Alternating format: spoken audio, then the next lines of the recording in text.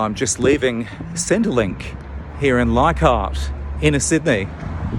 And unfortunately, Centrelink's computers are down today, so I'll have to come back another day. And like a lot of things in Sydney, they just don't work at the moment. But I tried to go in today to talk to them about the fact that I need to find some work. I need to make money. And the reason for that is I've got a whole bunch of broken teeth. And like a lot of people with tainted blood, our teeth literally implode. If you've got HIV or Hep C over time, you can have real problems with your dental work.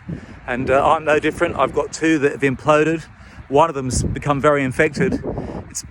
I've told public health here in Sydney about it for years and years and years. They've made appointments for me only to cancel them, and it led to me having a massive infection. And I've basically given up trying to get them to repair my teeth. They're not going to do it. Okay, so I got a quote for one tooth and it's just under $8,000. I assume the other one's about the same. So I'm looking to raise about $20,000 or so. That will pay for my dental work.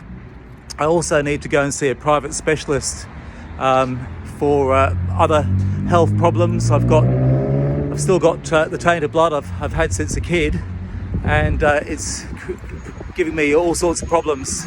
And I've gone to Royal Prince Alfred Hospital in recent times to try and get them to help me, but they've refused. They've refused to give me a bone marrow biopsy because of my tainted blood. It's given me a thing called cryoglobulinemia, which stops my right lung from working properly, and as a result I can't wear a mask. And so RPA won't give me the bone marrow biopsy because I have a mask exemption. It's just crazy. So public health is over for me today, and that's why I'm making this video. I tried to tell Centrelink I'm going to go back in and try to work with them on what programs they have to maybe put me back to work on the days that I could work. I might run my own business. I've got a podcast that I'm just about to make, and I could get that sponsored. The podcast would be about helping myself and other people with chronic conditions try and survive Australia's failing public healthcare system, and it is failing.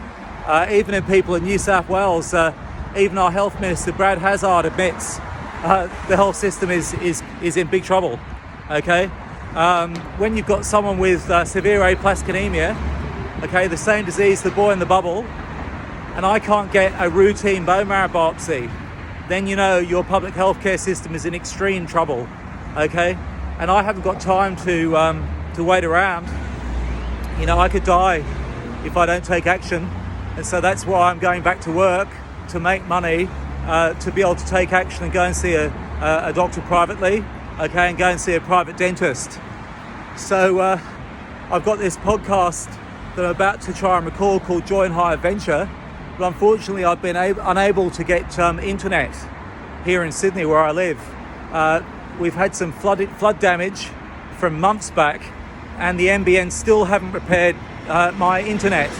We're 6 weeks in, and I've spent 30 hours. I've actually counted the number of hours I've spent on the telephone trying to get anyone to help me get my internet fixed. It's been 30 hours and it's still not fixed. So I'm also looking to move.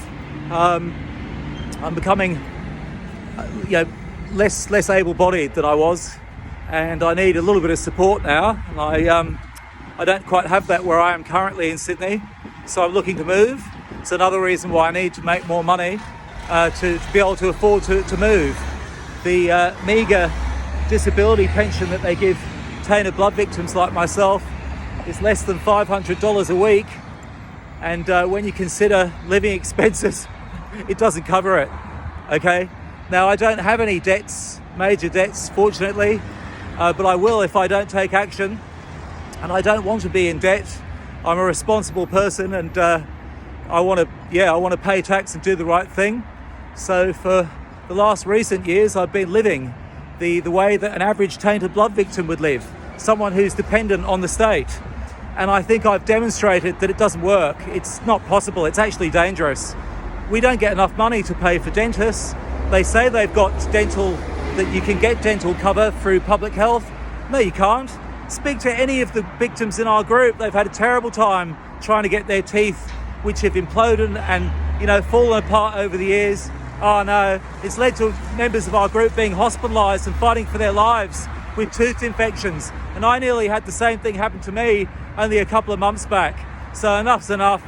We've got to go back to work.